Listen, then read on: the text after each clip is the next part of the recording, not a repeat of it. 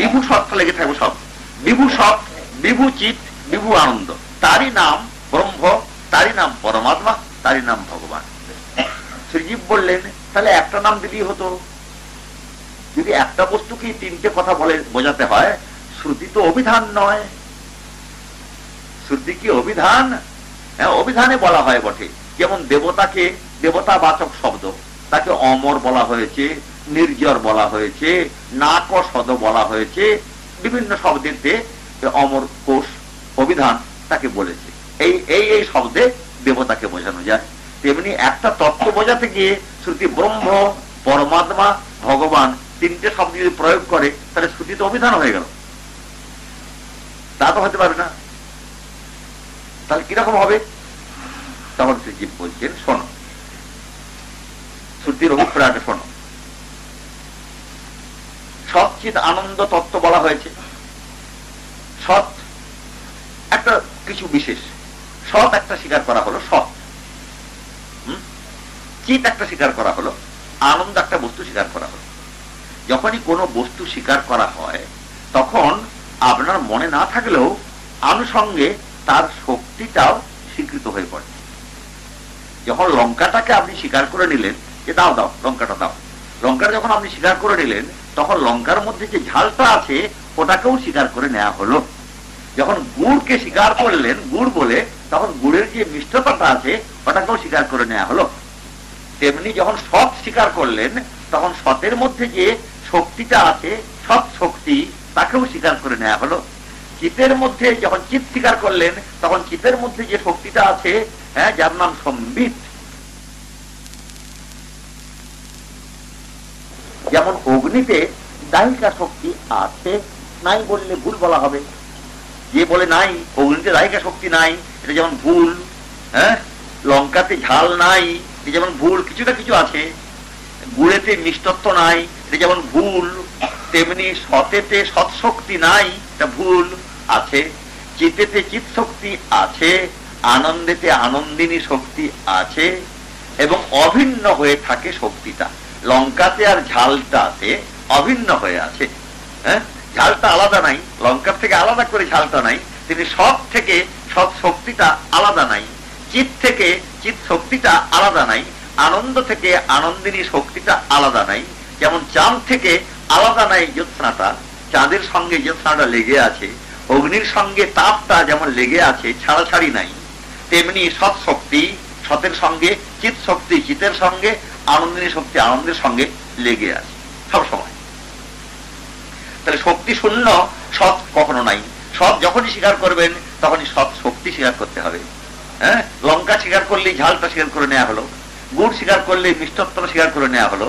তেমনি সৎ স্বীকার করলে সৎ শক্তি স্বীকার করতে হলো, চিৎ স্বীকার করলে চিৎ শক্তি স্বীকার করতে হলো, আনন্দ স্বীকার করলে আনন্দিনী শক্তি স্বীকার করতে হলো। এই শক্তিটা কোথায় আসে? ওই যে তত্ত্ব বলা হলো বিভু সৎ চিৎ আনন্দ, তাতেই বিভু সৎ চিৎ আনন্দ বললেই আপনাকে বুঝে নিতে হলো সৎ শক্তি সমন্বিত সৎ, চিৎ শক্তি সমন্বিত চিৎ, আনন্দিনী শক্তি সমন্বিত আনন্দ। এটা বুঝে নিতে হলো। যেমন ঝাল সমন্বিত লঙ্কা, এটা যেমন লঙ্কা নিলেই বুঝে নিতে হয়।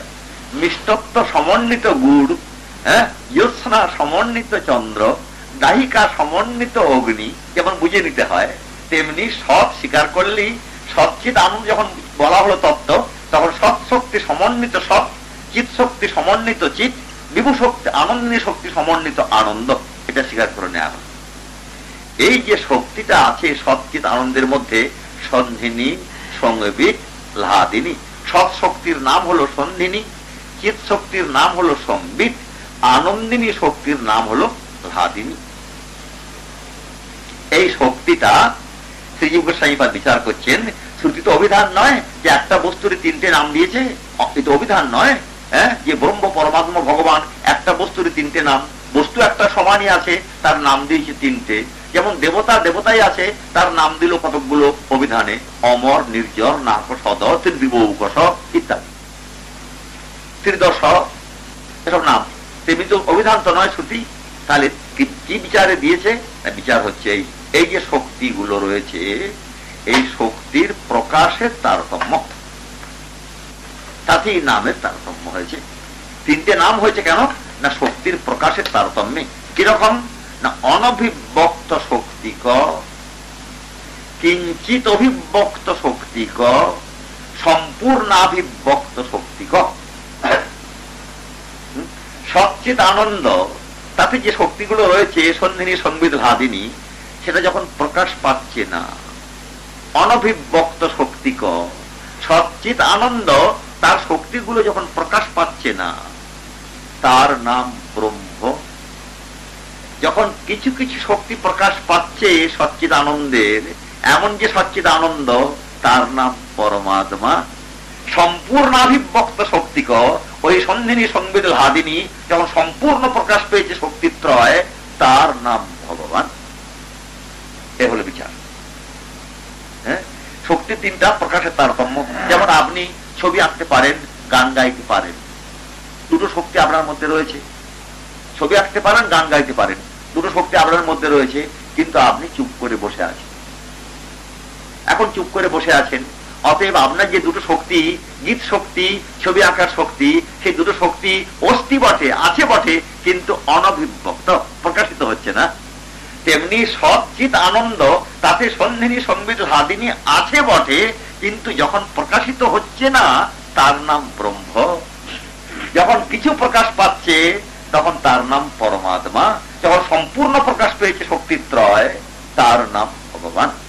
এই বিচার, এ হলো তত্ত্বের বিচার। বদন্তি তত্ত্ববিদ তত্ত্বম যজ জ্ঞান মদ্বয়ম ব্রহ্মেতি পরমাত্মেতি ভগবান ইতি শব্দতে। এখন দেখুন যে যে আপনি চুপ করে বসে আছেন, কতগুলো শক্তি আপনার ভিতরে রয়েছে অপ্রকাশিত, এখন প্রকাশ পাচ্ছে না। তেমনি সচ্চিত আনন্দ তত্ত্ব যখন তার শক্তিত্রয় প্রকাশ পাচ্ছে না, এমন যে সচ্চিত আনন্দ তত্ত্ব মহাশয়, তার নাম ব্রহ্ম। যখন কিছু কিছু শক্তি প্রকাশ পাচ্ছে, তার নাম পরমাত্মা। সম্পূর্ণ শক্তিত্রয় যখন প্রকাশ পেয়েছে, তার নাম ভগবান। এই যে তত্ত্বের সংজ্ঞা দেয়া হলো, এই তত্ত্বের মধ্যে তাহলে ভগবান, তাহলে পূর্বে যে বলা হয়েছিল যে ব্রহ্ম বললেও চলে, তত্ত্বকে পরমাত্মা বললেও চলে, ভগবান বললেও চলে। এখন দেখুন চলে কিনা। বটে তো সেই সচ্চিদ আনন্দ রূপ বিভু সচ্চিদ আনন্দ যে তত্ত্ব, তাকেই তো আমি ব্রহ্ম বলছি। তার শক্তিটা প্রকাশ পাচ্ছে না, এইটুকু হলো বিবেচনা করা হচ্ছে। শক্তি যখন প্রকাশ পাচ্ছে না, এমন যে সচ্চিদ আনন্দ, বিভু সচ্চিদ আনন্দ, তার নাম ব্রহ্ম। শক্তি যখন কিছু প্রকাশ পেয়েছে, এমন যে বিভু সচ্চিদ আনন্দ, তার নাম পরমাত্মা। সম্পূর্ণ প্রকাশ পেয়েছে এমন যে বিভু সচ্চিদ আনন্দ, তার নাম ভগবান। এই যে বিবেচনাটা, এই বিবেচনার মধ্যে ব্রহ্ম, পরমাত্মা, ভগবান তিনটে নামকরণ হয়েছে। একটাই বস্তুর এই শক্তির প্রকাশের তারতম্যে তিনটে নাম। এখন আপনি একটাই তত্ত্ব, ঠিক আছে, তার প্রকাশের তারতম্যে তিনটে নাম হয়েছে, তাহলে তত্ত্ব তিনটে হচ্ছে না, একটাই তত্ত্ব, অথচ প্রকাশের তারতম্যে ব্রহ্ম, পরমাত্মা, ভগবান তিনটে নাম হয়ে গেল। এখন দেখুন যে যদি আপনি ভগবানকে ভজেন, ব্রহ্ম যদি আপনি ভজেন, অনভিব্যক্ত শক্তিক যে সচ্চিদ আনন্দ পদার্থ, তাকে যদি আপনি ভজেন, তাহলে আপনার শক্তির প্রকাশটা জানা হলো না। শক্তির প্রকাশটা জানা হলো না। শক্তিটাই তো আনন্দ দেবে, আপনাকে আনন্দ দেবে। তার বটে সচ্চিদ আনন্দ, কি আনন্দ নাই? আছে, কিন্তু শক্তির প্রকাশে আরো আনন্দ হয়। যেমন সোনাটা কি মূল্যবান নয়? সেটা পেলে কি আপনার আনন্দ হয় না? হয়। তবু যেমন হার তৈরি করলে যেমন আনন্দ হয়, তেমন বেলা সোনাটা ঘরে থাকলে বটে আনন্দ হয়, তেমনটি হয় না। তেমনি সচ্চিদ আনন্দ পদার্থ আনন্দ হয় নাকি? আনন্দ হয়, কিন্তু ওকে হার করার মতন শক্তি প্রকাশেতে আরো আনন্দ বেশি। তাহলে ব্রহ্ম পেলে আপনার পরমাত্মা পাওয়া হচ্ছে না, শক্তি প্রকাশ পাওয়া হচ্ছে না। পরমাত্মা পেলে কিছু শক্তি প্রকাশ পাওয়া হলো, কিন্তু সম্পূর্ণ শক্তি প্রকাশ পাওয়া হচ্ছে না। হ্যাঁ, কিন্তু ভগবান যদি আপনি পান, তাহলে ব্রহ্ম তার মধ্যে আছেন, সচ্চিদ আনন্দ পদার্থ তো আছেনই। হ্যাঁ, তাহলে আর পরমাত্মাও তার মধ্যে আছেন। কেন না, সে পরমাত্মাও তো কিছু অভিব্যক্ত শক্তি, তাও তো ভগবানের মধ্যে আছে। সম্পূর্ণ অভিব্যক্ত শক্তি, যেমন 10 টাকার মধ্যে 1, 2, 3, 4, 5, 6, 7, 8, 9 সব টাকাটাই আছে 10 টাকার মধ্যে। 1 টাকাও আছে থেকে 9 টাকা পর্যন্ত সব টাকাটাই ওই 10 টাকার মধ্যে আছে, তেমনি ভগবানের মধ্যে ব্রহ্ম আছেন, পরমাত্মা আছেন, ভগবান তো আছেনই। এই ভগবান হচ্ছে উপাস্য তত্ত্ব। এর মধ্যে এটা তো বহু শাস্ত্রে বলা হয়েছে যে ভগবান উপাস্য তত্ত্ব। শ্রীমদ্ ভাগবত দর্শন শাস্ত্র বলে তিনি দার্শনিক ভাবে এটাকে বিচার করেছেন এইভাবে, যেটা আমি নিবেদন করলাম। হ্যাঁ, দার্শনিক শাস্ত্র তো দর্শন শাস্ত্র, ভাগবত দর্শন, সুতরাং দর্শন শাস্ত্র এইভাবে বিচার করেছেন যে ভগবান হলেন উপাস্য। উপাস্য কেননা যদি উপাসনায় যদি করতে হয়, আপনাকে সাধনের কষ্ট যদি স্বীকার করতে হয়, তাহলে আপনি কম নিবেন কেন? চাকরি যদি করলেন তো মাইনে কম নিবেন কেন? যেখানটায় মাইনে বেশি পাবেন সেখানটা চাকরি করবেন তো। হ্যাঁ, তো সাধনই যদি করতে হয় তাহলে ব্রহ্ম করবো কেন, পরমাত্মা করবো কেন, ভগবানের উপাসনা করব, সাধন করব কেন? আমি সবটা পাচ্ছি, ভগবান করলে ব্রহ্ম পাচ্ছি, পরমাত্মা পাচ্ছি, আর ভগবানের পাচ্ছি শক্তি বিলাস, শক্তির তারতম্য, একটাই বস্তুর তারতম্য। একদিন নিবেদন করেছিলাম বটে, মনে হচ্ছে যেন উদয় শঙ্করের নৃত্য। উদয় শঙ্করের নৃত্য এত অদ্বিতীয়, সেই জন্যে একজন কখনো দেখে নাই। তখন তাকে একজন জিজ্ঞাসা করলে, তুমি উদয় শঙ্করকে দেখেছো? বললেন না, দেখিনি। বলি সে কি, উদয় শঙ্করকে দেখনি? তুমি এখনো মাদির গর্বে আছো, যাও যাও যাও দেখে এসো, দেখে এসো, উদয় শঙ্করকে দেখে এসো। তা উদয় শঙ্করকে সে চেষ্টা করে দেখলো, দেখে চলে এলো। একে বলে কি? ও দেখে এলাম। বলে তিনি কি করছেন? তিনি শুয়ে ঘুমোচ্ছেন। উদয় শঙ্করকে দেখেছো ঠিক, তিনি এখন ঘুমোচ্ছেন। বলে তোমার দেখা হয়নি, আরেকবার যাও। দেখা হয়নি। বলে দেখে এলো আমি। বলে দেখে এলে ঠিকই, কিন্তু দেখা হয়নি। ও তো কথা মানে বুঝতেই পারে না। দেখা হয়নি, দেখে এলো, মা দেখা হয়নি বলছে। বলে আরেকদিন যাও, দেখে এসো। আরেকদিন গেল, সেদিনে গিয়ে দেখলো যে বৈঠকখানায় বসে 2-4 জন বন্ধু বান্ধবের সঙ্গে কথাবার্তা বলছে উদয় শঙ্কর। হ্যাঁ, দেখে ফিরে এলো। কি দেখেছো? বলে আগে হ্যাঁ দেখেছি। কি দেখলে? তিনি বৈঠকখানায় বসে বন্ধু বান্ধবদের সঙ্গে কথাবার্তা বলছেন। বললে দেখা হয়নি। হ্যাঁ, দেখা হয়নি, আরেকবার যাও। বলে কি যে বলে না, আপনি কিছু বুঝতে পারেনি। আমি উদয় শঙ্কর দেখে এলাম, আর দেখা হয়নি। কিরকম?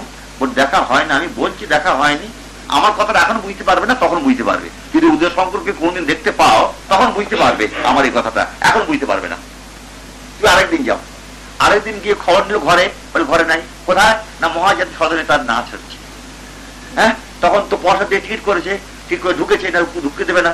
ঢুকেছে, ঢুকে গিয়ে দেখলো উদয় শঙ্কর রঙ্গমঞ্চে তার যে নৃত্যকলা, সেই নৃত্যকলা বিস্তার করছে। দেখে সে তো মুগ্ধ হয়ে গেছে। মুগ্ধ হয়ে গিয়ে বলে, সে লোকটা তো ঠিকই বলেছিল, এই উদয় শঙ্করকে না দেখলে উদয় শঙ্কর তো দেখাই হয় না। হ্যাঁ, তাহলে উদয় শঙ্কর যখন ঘুমোচ্ছিল তখন অনভিব্যক্ত শক্তিকর, তার শক্তি কিছু প্রকাশ ছিল না। যখন বৈঠকখানায় বন্ধু বান্ধবের সঙ্গে কথা বলছিলেন তখন কিঞ্চিত অভিব্যক্ত শক্তিকর। হ্যাঁ, তখন উদয় শঙ্কর ঠিক দেখা হয়নি। যখন উদয় শঙ্কর সমস্ত তার যে শক্তি, নৃত্যকলা বিস্তার, সেই শক্তি সমন্বিত যে উদয় শঙ্কর, তাকে যখন রঙ্গমঞ্চে দেখা হলো তখন উদয় শঙ্করকে দেখা সার্থক হলো। তেমনি ব্রহ্ম যখন অনভিব্যক্ত শক্তিকর এমন যে তত্ত্ব, তার নাম ব্রহ্ম, সে তত্ত্বের আস্বাদ হলো না, বটে তত্ত্ব পাওয়া হলো। উদয় শঙ্কর দেখা হলো না কি? ঘুমন্ত দেখা হলো, কিন্তু উদয় শঙ্করকে দেখা হলো না। হ্যাঁ, যখন পরমাত্মাকে উপলব্ধি করলো যোগী, তখন কি তত্ত্বকে উপলব্ধি করলো না? করলো, কিন্তু সুখ হলো না। হ্যাঁ, বৈঠকখানায় বন্ধু বান্ধবের সঙ্গে কথাবার্তা বলা উদয় শঙ্করকে দেখলো বটে উদয় শঙ্কর ঠিকই, কিন্তু ঠিক দেখা হলো না। কখন দেখা হলো ঠিক? যখন রঙ্গমঞ্চে সে নাচছে, সে তাকে দেখলে তখন। তেমনি তত্ত্বকে আপনি দেখে দেখে যাচ্ছেন, দেখে দেখে গিয়ে গিয়ে গিয়ে গিয়ে এখন তো ব্রহ্ম তো ঘুমোচ্ছে, শক্তি তো প্রকাশ নাই। পরমাত্মা কিছু শক্তি প্রকাশ, বৈঠকখানায় বন্ধু বান্ধব নিয়ে কথাবার্তা বলার মতো। আর ভগবান এই নানা লীলা করছেন, নানা লীলা করছেন, রাম অবতারে, কৃষ্ণ অবতারে, সব জায়গায়। শুকদেব বলছেন মহারাজ, হ্যাঁ, ওই উদয় শঙ্করের নাচ যেমন রঙ্গমঞ্চে তার নৃত্যকলা বিস্তার, সেই উদয় শঙ্করকে দেখলে যেমন নয়নের মনের তৃপ্তি মনে হয়, লোকটা ঠিকই বলেছিল, এই উদয় শঙ্কর না দেখলে উদয় শঙ্কর দেখা হয় না, তেমনি তত্ত্ব দেখবেন। বললে হ্যাঁ। বলে কোথায়? বলে যান রঙ্গমঞ্চে, শ্রী যমুনা পুলিনে রাস মহোৎসবে দর্শন করুন। তত্রাতি শুশুভে তাভি ভগবান দেবকী সুত মধ্যে মণিনাং হৈমানাম মহামারকত যথা। তত্রাতি শুশুভে তাভির ভগবান দেবকী সুত, ভগবান দেবকী নন্দন তত্র অতি শুশুভে। তত্রাতি শুশুভে, ভগবানের নিজের কি শোভা নাই? শোভা আছে। সোনার কি শোভা নাই? ডেলাটা, সোনার ডেলাটা তার কি শোভা নাই? শোভা আছে, কিন্তু হারের যেমন অধিক শোভা বটে, সেই সোনাই রয়েছে, কিন্তু গঠন হয়ে গেছে, শক্তি প্রকাশ হয়েছে ওর মধ্যে। তেমনি তত্ত্ব সবসময় মানে শোভান্বিত, গোবিন্দ সবসময় শোভান্বিত, পরম মধুর। তথাপি তত্র অতি শুশুভে, শ্রী যমুনা পুলিনে অতিশয় শোভা প্রাপ্ত হইয়াছেন শ্রী গোবিন্দ। তত্রাতি শুশুভে, কেন? তাভি, সেই গোপবালা সকলের দ্বারায় ভগবান গোবিন্দ অতিশয় শোভা পাইয়াছিলেন। কিরকম শোভা? গোপবালার সঙ্গে গোবিন্দের শোভাটা অতিশয়। গোবিন্দের নিজের শোভা তো আছেই, কিন্তু অতিশয় হলো কখন না? গোপবালার সঙ্গে, গোপবধূর সঙ্গে গোবিন্দের শোভা অতিশয়। কেমন? সুখদেব উদাহরণ দিচ্ছেন, মধ্যে মণিনাং হৈমানাম মহামারকত যথা। হৈমমণি, হৈমমণি বলতে গেলে স্বর্ণবর্ণ মণি আর কি। স্বর্ণবর্ণ মণি যেগুলো সোনার কান্তির মতন যে পাথর, সেই পাথর চারদিকে বসিয়ে দেওয়া হয়েছে, আর মাঝখানে নীলকান্ত মণি মাঝখানে রাখা হয়েছে। তো নীলকান্ত মণি এমনি সুন্দর দেখতে, কিন্তু সেটা আরো সুন্দর হয় কখন? খোলতাই হলো কখন না, তার চারদিকে যদি স্বর্ণকান্ত মণি বসিয়ে দেওয়া যায়, তার মাঝখানে নীলকান্ত মণি থাকলে তার যেমন শোভাটা আরো খোলতাই হয়ে গেল, তেমনি নীলকান্ত মণি গোবিন্দ চারদিকে স্বর্ণবর্ণ মণির মতো গোপবালাগণ বেষ্টিত হয়ে আছেন, তার মাঝখানে গোবিন্দের শোভা অতিশয়। ইহাই তত্ত্বের চরম পরম অবস্থা। উদয় শঙ্করের নৃত্য বিস্তারের মতো গোবিন্দের এই রাসবিহার, ইহাই তত্ত্বের চরম পরম সংবাদ। সুতরাং তত্রাতি শুশুভে তাভির ভগবান দেবকী সুত মধ্যে মণিনাং হৈমানাং মহামারকত যথা। এই যে তত্ত্বের সীমাটা শুকদেব এঁকে দিলেন। এর পূর্বে সব অবতারের কথাই শুকদেব বলেছেন ভাগবতে। সব অবতারের কথা বলেছেন কিরকম? যে সব অবতার, রাম অবতার বলেছেন, নৃসিংহ অবতার বলেছেন, বামন অবতার বলেছেন, সব অবতারের কথাই বলেছেন। বরাহ অবতারের কথা বলেছেন, সব ভগবানের অবতার বলেছেন। সব বিবেচনা করবার জন্য শুকদেব পথ দিয়েছেন। ভাগবত বিবেচনা করছে। সব দর্শন অপেক্ষা ভাগবত দর্শন মূল্যবান। কেন না? এর বিবেচনাটা বেশি। যেমন সেই মানুষটাই মানুষের মধ্যে উত্তম হয়। কোন মানুষটা? যার বিবেচনা বেশি। তেমনি দর্শন শাস্ত্রের মধ্যে ভাগবত দর্শনের বিবেচনা বেশি বলে। কোন বিষয়ে বিবেচনা বেশি? তত্ত্ব নিরূপণে বিবেচনা এই শাস্ত্রের বেশি বলে, তাই ভাগবত দর্শন শাস্ত্রের সর্বোত্তম। এত ভগবান অবতার বলেছে শুকদেব। বরাহদেবের অবতার বলেছে, হিরণ্যাক্ষকে বিনাশ করেছেন। নৃসিংহ অবতার বলেছেন, হিরণ্যকশিপুকে বিনাশ করেছেন। বামন অবতার বলেছেন, বলিকে ছলনা করে সর্বনি ইন্দ্রকে দিয়েছেন। সব বলেছেন। রাম অবতার বলেছেন, রামের রামায়ণ সব ভাগবতে বলা আছে। সব তিনি সীতাপতি হয়েছেন, লঙ্কা বিজয় করেছেন, সব ঘোষণা, সব কথাই বলেছেন। গুরপথে তত্ত্বরাজ্য বচরতনু বনম পাদ পদভ্যান প্রিয়ায় পানি স্পর্শা ক্ষমাভ্যান মৃজিত পথরুজো যো হরিন্দ্রানুজাভ্যাম বৈরূপ্যাত সূর্পনখ্যা প্রিয় বিরহ রুষা রূপিত ভ্রু বিজৃম্ভ ত্রস্তাবধি বদ্ধ সেতু খলদব দহন কৌশলেন্দ্র বতান্না। এই রামায়ণে একটা শ্লোকের মধ্যে শুকদেব সারাংশ করে আগে বলে নিয়েছেন, তারপরে রামায়ণটা গোটাটা বলেছেন নবম স্কন্ধের 10ম অধ্যায়। গুরুপথে, গুরু মানে পিতা, তার জন্য তত্ত্বরাজ্য, তিনি রাজ্য ত্যাগ করেছিলেন। গুরুপথে তত্ত্বরাজ্য বচরত অনুবনম পাদ পদভ্যান, পাদ পদ্মের দ্বারায় তিনি বনে বনে বিচরণ করেছিলেন রামচন্দ্র। কিরকম তার পাদ পদ্ম না? প্রিয়ায়া পানি স্পর্শা ক্ষমাভ্যান, প্রিয়া যে জানকী মহালক্ষ্মী, তার যে পানি মানে হাত, তার যে স্পর্শ তাকেও ক্ষমা করে না। মানে জানকীর করকমল যদি স্পর্শ করে রামের চরণে, তাহলে রামের চরণ ব্যথা পায়। জানকীর কর মহালক্ষ্মীর করকমল, তাই যদি রামের চরণকে ছোঁয় তাহলে রামের চরণে ব্যথা লাগে। এত কোমল রামচন্দ্রের চরণ অরবিন্দ, সেই চরণ দিয়ে বনে বনে ভ্রমণ করেছেন। মৃজিত পথরুজ, শুকদেবের কিরকম ভাষা, ছোট্ট ভাষাটি। প্রিয়ায়া পানি স্পর্শা ক্ষমাভ্যাম, প্রিয়ার পানি স্পর্শের অযোগ্য, প্রিয়ার পানি স্পর্শ তাও সহ্য করতে পারে না এমন যে রামচন্দ্রের চরণ, সেই চরণ দিয়ে তিনি বনে বনে বিচরণ করেছেন। মৃজিত পথরুজ যো হরিন্দ্রানুজাভ্যাম, হরিন্দ্র মানে হনুমান আর অনুজ মানে লক্ষণ, এদের দ্বারায় যার পথ ক্লেশ নিবারিত হইত। মৃজিত পথরুজ যো হরিন্দ্রানুজাভ্যাম বৈরূপ্যাত সুৎপনখ্যা, প্রিয় বিরহ রুষা, জানকী হরণ হয়ে গেছে, তাতে তার মনটা খারাপ আছে। সেই সময় সুৎপনখ্যা ছিল আমাকে বিবাহ করো, তার নাক কান কেটে দিয়েছিল। হ্যাঁ, তখন সেই সময় তিনি সেই ক্রোধেতে রূপিত ভূ বিজৃম্ভ প্রিয় বিরহ রুষা, জানকীর বিরহেতে যে রামচন্দ্রের ক্রোধ, তাতে তিনি ভূ বিজৃম্ভ করেছেন, ভ্রুভঙ্গি করেছেন। হঠাৎ গিয়ে তখন সমুদ্র বন্ধন করে লঙ্কায় যাবেন, সমুদ্র বন্ধন করা যাচ্ছে না, তখন তিনি সমুদ্রের উপরে কুপিত হয়ে ভ্রুভঙ্গি করেছেন। তখন ত্রস্তাবধি, অবধি মানে সাগর, ভীত হয়ে ত্রস্ত হয়ে পড়েছে।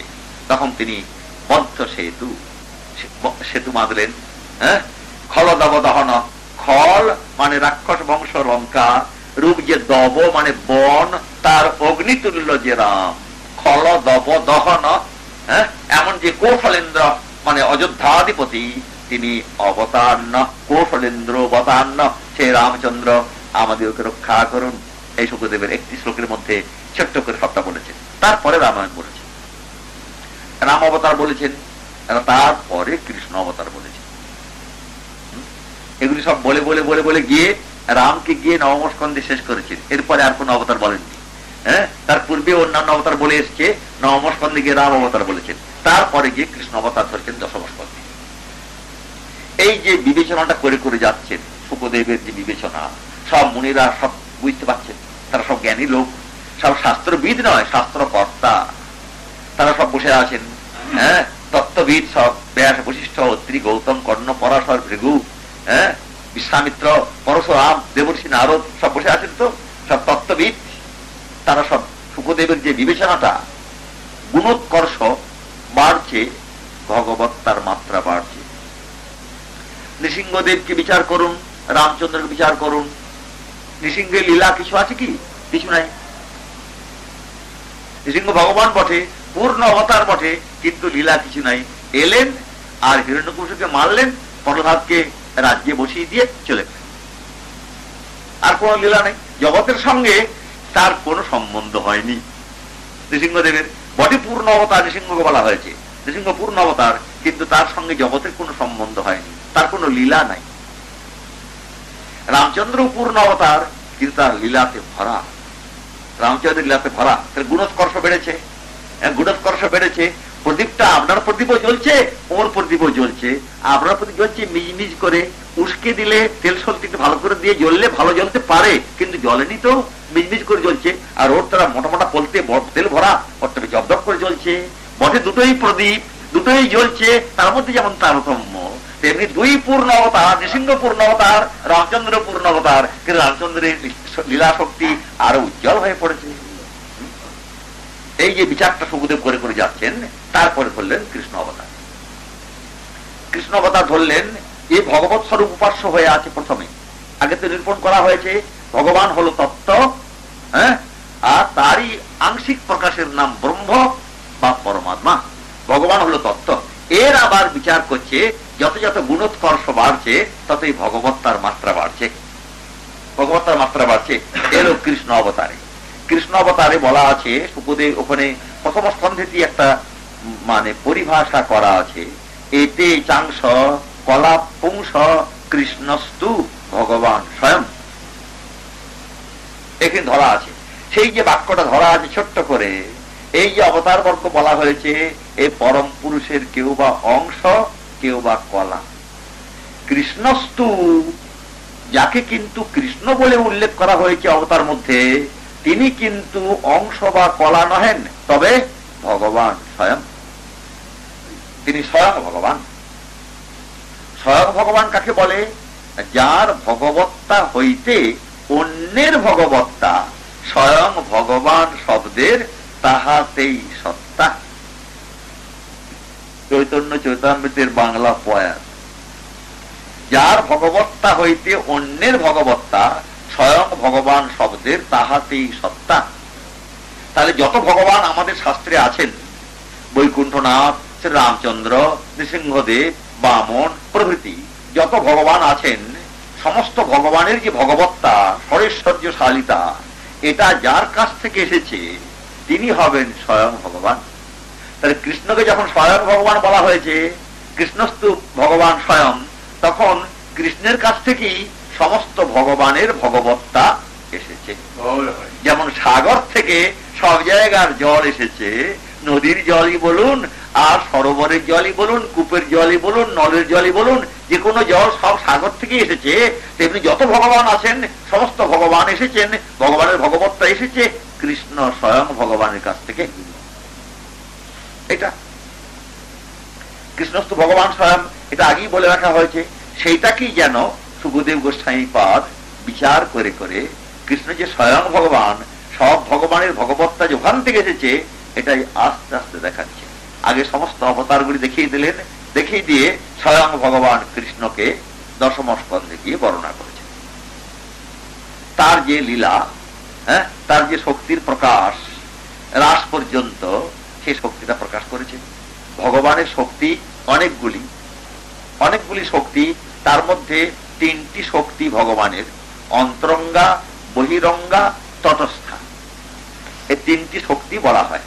অন্তরঙ্গা শক্তি হলো ভগবানের স্বরূপ শক্তি, বহিরঙ্গা শক্তি হলো মায়া শক্তি, আর তটস্থা শক্তি হলো জীব শক্তি। এই তিনটা শক্তি প্রধানত ভগবানের। এই তিনটা শক্তি নিয়ে তার সমস্ত কাজ। জীব শক্তি আর মায়া শক্তি, জীব শক্তিটা মাঝখানে আছে। দুই শক্তি, এক অন্তরঙ্গা, এক বহিরঙ্গা। অন্তরঙ্গা ভগবানের সঙ্গে লেগে আছে, বহিরঙ্গা ভগবানের স্বরূপের বাইরে আছে মায়া। আর মাঝখানে আছে জীব শক্তিটা। জীব শক্তিটা মাঝখানে আছে, যার নাম তটস্থা জীব শক্তি, সে মাঝখানে আছে। এই মাঝখানে থাকার উদ্দেশ্য কি? যেমন এপাশেও যেতে পারে, এপাশেও যেতে পারে, বহিরঙ্গার সঙ্গে সম্বন্ধ করতে পারে, অন্তরঙ্গার সঙ্গে সম্বন্ধ করতে পারে। যেমন গঙ্গার ধারে আপনার ঘর, ঘরের পাশে একটা পচা পুকুর আছে, আর সামনে আপনার গঙ্গা আছে। সামনে গঙ্গা আর পচা পুকুরটা পাশে, আপনি মাঝখানে বাস করেছেন। আপনি ইচ্ছা করলে গঙ্গায় ডুব দিতে পারেন, আর ইচ্ছা করলে ওই পচা পুকুরটায় ডুব দিতে পারেন। তেমনি দুই শক্তি, অন্তরঙ্গা শক্তি ভগবানের, রাধিনী সন্ধিনী সংবিত আদিমিকা যোগমায়া লীলা শক্তি গোবিন্দের, সে অন্তরঙ্গা শক্তি সেটাও আছে। আর বহিরঙ্গা মায়া শক্তি, যে চিরকাল আমাদেরকে দুর্দশায় ভোগাচ্ছে, সেই মায়া শক্তি আছে। জীব শক্তিটা মাঝখানে। ইচ্ছা করলে আমি মায়ার অন্ধকার কূপেও ডুবতে পারি, আর গোবিন্দের লীলা শক্তির মাঝখানে ডুবতে পারি। এই মাঝখানে শক্তি রয়েছে। তাই জীব শক্তিটা মাঝখানে। মাঝখানের মধ্যে এখন পারি বলে তো নয়, পেরে আছে একটা। কোথায়? বরাবরই গঙ্গার নজরে পড়ে না, ওই পচা পুকুরটাই নজরে পড়ে আছে বরাবর। মায়া শক্তি বলে এরকম হলো কেন? যদি দুটাই থাকে, তাহলে আমি তো গঙ্গা যদি দেখি আর পচা পুকুরও দেখি, তাহলে আমার তো ইচ্ছা হতে পারে গঙ্গায় চান করি, স্বাভাবিক। তো কই জীব শক্তির তো ইচ্ছা হয় না। সে যদি গঙ্গা যদি দেখতো, অর্থাৎ অন্তরঙ্গা শক্তিকে যদি সে দেখতো, তাহলে কি আর বহিরঙ্গা মায়া শক্তির দিকে সে ধাবিত হতো? হতো না। তাহলে কেন হয় না? বললে যে একটা ব্যাপার আছে। ব্যাপার আছে। কিরকম ব্যাপার? ওই যে রাস্তায় যে আগে দেখতেন ঘোড়ার গাড়ি চলতো, এখন অল্প অল্প দেখা যায়। তো বাবুদের যে ঘোড়ার গাড়ি, ভালো ঘোড়া, তার চোখে দুপাশে দুটো খুলি দেওয়া থাকে, এরকম থাকে, হ্যাঁ এরকম থাকে, অর্থাৎ সামনেটাই দেখতে পায় সে, আর পাশটা কিছু দেখতে পায় না। তেমনি অনাদিকাল থেকে এই যে জীবশক্তি, তটস্থা শক্তি, এরও একটা ঠুলির মতো দেওয়া আছে। কিরকম দাঁড়িয়েছে জীবশক্তিটা, যদি এরকম মাঝখানে দাঁড়ায়, ডান দিকে বাঁ দিকে দুই শক্তি, ডান দিকে অন্তরঙ্গা, বাঁ দিকে বহিরঙ্গা, মাঝখানে জীবশক্তি, এইরকম যদি দাঁড়ায় তাহলে এক হয়। কিন্তু আর এক প্রকারে দাঁড়িয়েছে অনাদিকাল থেকে জীবশক্তিটা, তার দাঁড়ানোর ভঙ্গিটাই ওই রকম।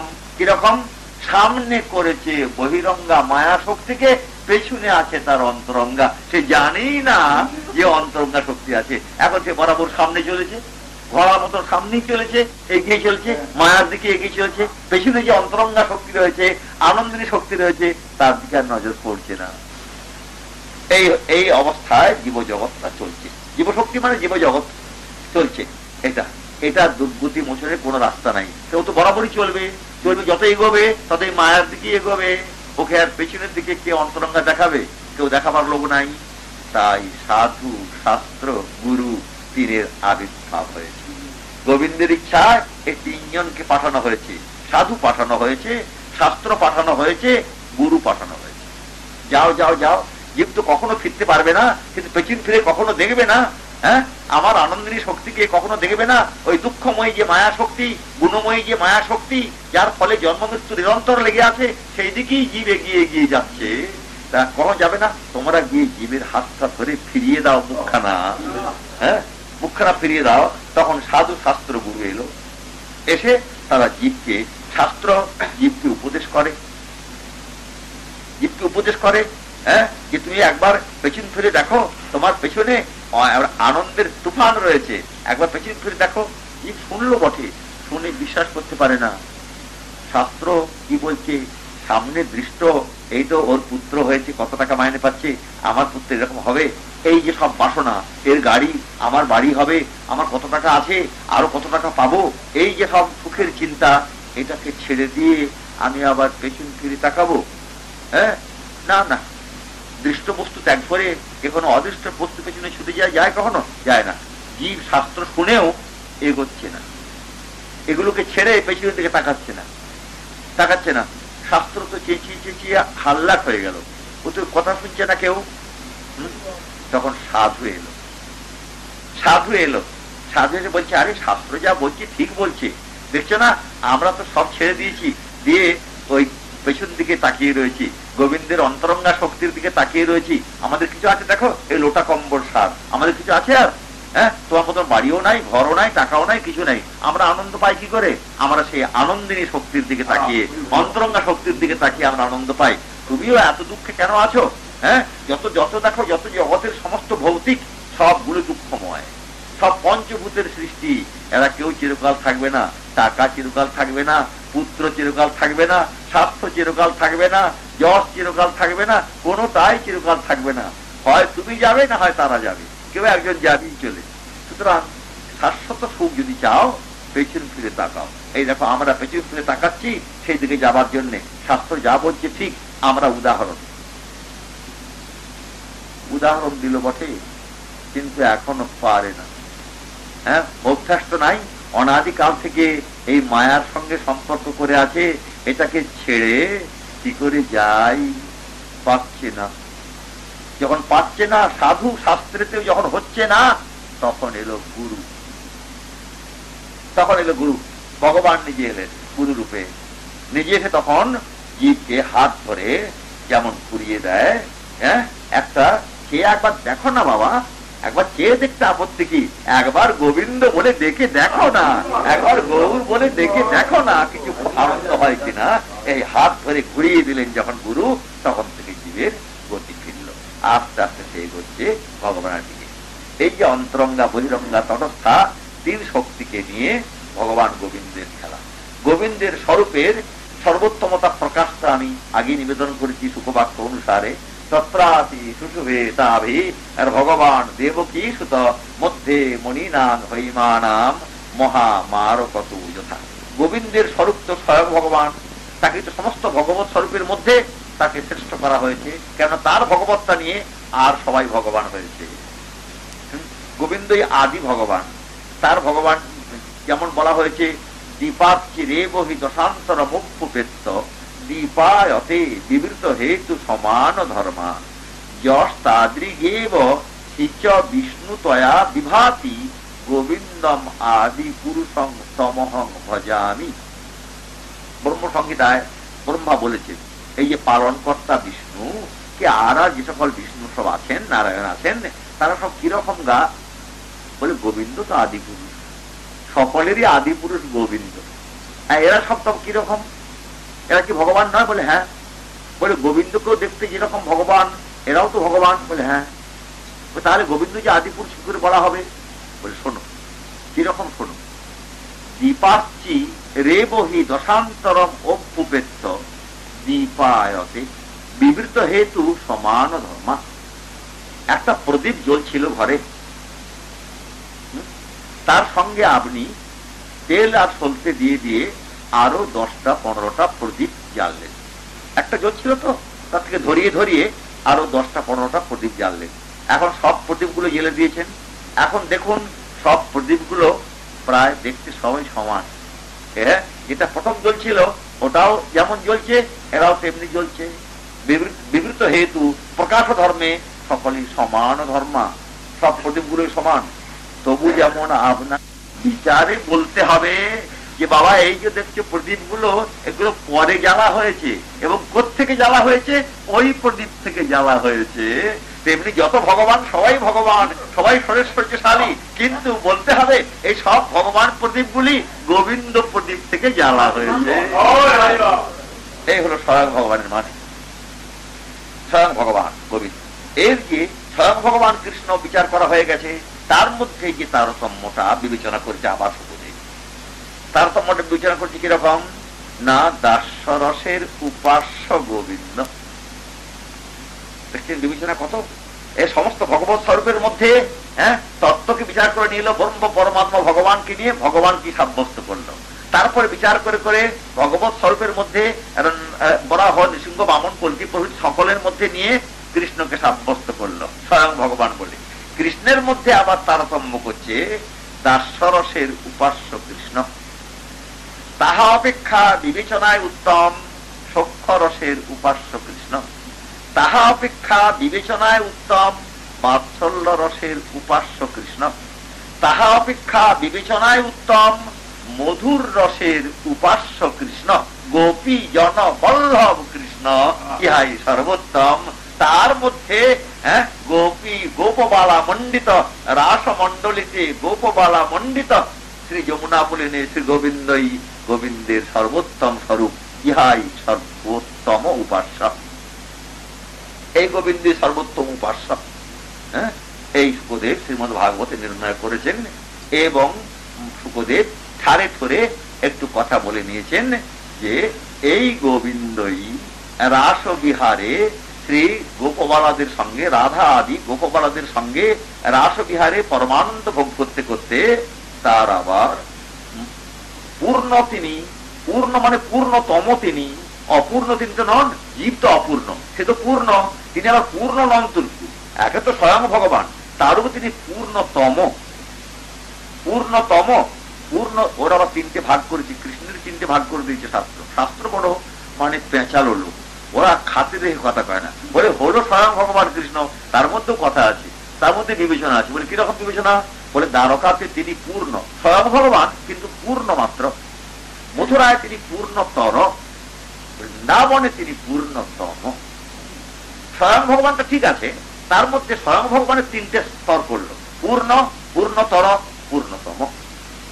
বৃন্দাবনের যে কৃষ্ণ, সেইটা ব্রজবাসীর যে কৃষ্ণ, তিনি হলেন পূর্ণতম। বৃন্দাবন যখন কৃষ্ণ গিয়ে পূর্ণতম হয়ে দাঁড়িয়েছেন, তখন শাস্ত্র বলে এতেও বিচার আছে। বলি বাবা তোমার সঙ্গে পারা যায় না, এতেও বিচার আছে? বলে হ্যাঁ। বলে এই তো পূর্ণতম স্বয়ং ভগবান কৃষ্ণ, এর মধ্যে বিচার আছে। বলে কিরকম না, দাস্যরসের উপাস্য যে কৃষ্ণ, তাহা অপেক্ষা সখ্যরসের কৃষ্ণ আরো উত্তম। আবার সখ্যরসের উপাস্য কৃষ্ণ অপেক্ষা বাৎসল্য রসের কৃষ্ণ আরো উত্তম। আবার তাহা অপেক্ষা মধুর রসের উপাস্য কৃষ্ণ গোপীজন বল্লভ কৃষ্ণ আরো উত্তম। এই যে বিবেচনা করে করে সুখদেব রাসবিহার পর্যন্ত দেখিয়েছেন। দাস্য সখ্য বাৎসল্য সব আগে আগে বলেছেন। দাস্য সখ্য বাৎসল্য সখাদের কথা বলেছেন, দাসেদের কথা বলেছেন, যশোদানন্দের কথা বলেছেন, দামবন্ধন আদিল্লায় সব বলে শেষকালেতে রাসবিহার বলেছেন। সুতরাং শুকদেবের বিবেচনাটা সব মুনিরা লক্ষ্য করে যাচ্ছে যে এইটাই শুকদেবের বিবেচনা, যে মধুর রসের উপাস্য যে কৃষ্ণ তাহাই সর্বোত্তম, এটা বিবেচনা স্থির হয়ে গেল।